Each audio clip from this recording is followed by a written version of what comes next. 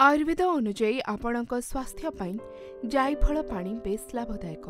जदि आपण स्वास्थ्य संबंधी समस्या दूरे रही निज स्वास्थ्य को भल रखा चाहते तेबे आपण प्रतिदिन जायफल पानी पीवा उचित। तेबे जायफल पानी रे विटामिन, आयरन एवं मैग्नेशियम परी बहु परिमाणर पोषक तत्व मिलता है। जो मानकर गैस, एसिडिटी एवं कोष्ठकाठिन्य भली पेट संबंधी समस्या रही सेमाने निश्चित भाव में जायफल पानी को सेमानक प्रतिदिन खाद्यर एक अंश करने उचित। जायफल पानी रे मिलुथिबा उपादान गुड़िक आपणक अंतनली स्वास्थ्य पाई लाभदायक प्रमाणित होई पारे।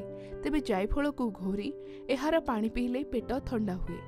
एहा व्यतीत आपण निद न हेउथिबा समस्यारू मुक्ति पाइबा पाई मध्य एही पानीयर साहाय्य मध्य नहीं पारिबे। ब्लड प्रेशर पाई आपण चिंतित रहउछंती कि? जदि हां तेबे आपण नियमित भाव में जायफल पानी पी आपणक ब्लड प्रेशर को नियंत्रण करि पारिबे।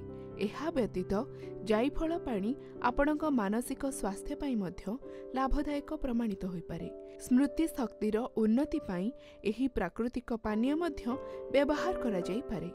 स्वास्थ्य विशेषज्ञों अनुजाई एहार भल फलाफल पाइबा पाई जायफल पानी राति रे सोइबा पूर्वरु पी पारिबे। तेबे जायफल पानी आपणक सामग्रिक स्वास्थ्य उपरे अनेक सकारात्मक प्रभाव पकाइबारे प्रभावशाली होई पारे।